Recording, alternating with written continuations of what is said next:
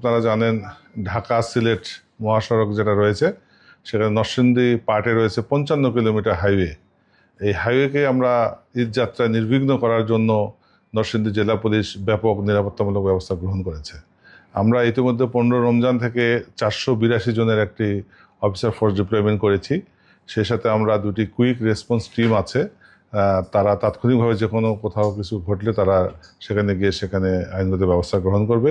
পাশাপাশি আমরা picket duty দিয়েছি বিভিন্ন মার্কেট, বিভিন্ন বিতানে, যাতে করে জনসাধারণ নির্বিঘ্নে শপিং মলে গিয়ে কেনাকাটা করে তারা বাড়ি যেতে পারে। আমরা ফুড পেট্রোল বাড়িয়েছি, আমরা সাদা পোশাকে পুলিশ দিয়েছি। শুধু ট্রাফিক দেখার জন্য আমি হাইওয়েতে 178 জন ট্রাফিক পুলিশ ডিপ্লয় করেছি। পাশাপাশি দুইটি আমাদের রেকার রয়েছে, যদি কোনো যানবাহন বিকল হয়ে যায়, অচল হয়ে যায়, মহাসড়কে যানজট সৃষ্টি হয়, দ্রুততম সময়ে সে রেকার গিয়ে তাদেরকে উদ্ধার করে যান চলাচল নির্বিঘ্ন করবে। এর পাশাপাশি আমরা চেকপোস্ট করছি, 7টি চেকপোস্ট চলছে প্রতিদিন। আমাদের হোন্ডা মোবাইল রয়েছে 12টি, তার সর্বক্ষণ মুভমেন্টে আছে। বিশেষ মোবাইল টিম রয়েছে আরও 10টি। এর পাশাপাশি আপনারা জানেন যে আমাদের মাধবদী বাসস্ট্যান্ড, পাঁচদোনা, সাহেব প্রতাপ, ভেলানগর মোড় থেকে শুরু করে ইটাখোলা পর্যন্ত একটা যানজটের সৃষ্টি হওয়ার সম্ভাবনা রয়েছে। এসবকে মাথায় রেখেই আমরা ওইসব জায়গায় আমরা পিকেট ডিউটি রেখেছি।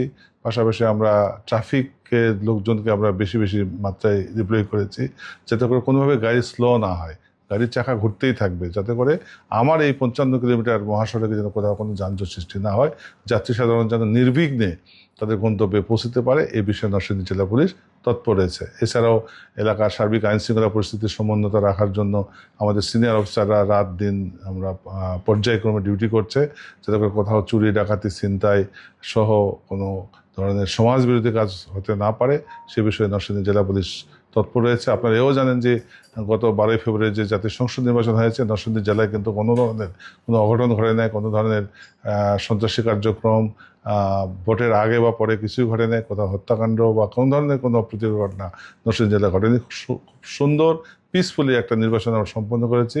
আশা করছি যে নরসিংদীবাসী একটু আশ্বস্ত করতে চাই যে আগামী দিনগুলিতে আইনশৃঙ্খলা পরিস্থিতি আরও উন্নয়ন ঘটিয়ে আমরা এই জেলাকে একটি সুখী, সমৃদ্ধি এবং নিরাপদ জেলা হিসাবে গড়ে তুলতে চাই।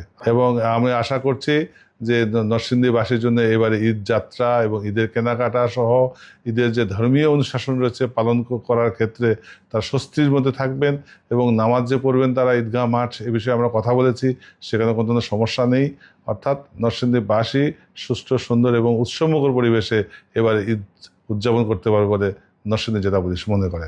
ধন্যবাদ আপনাদেরকে।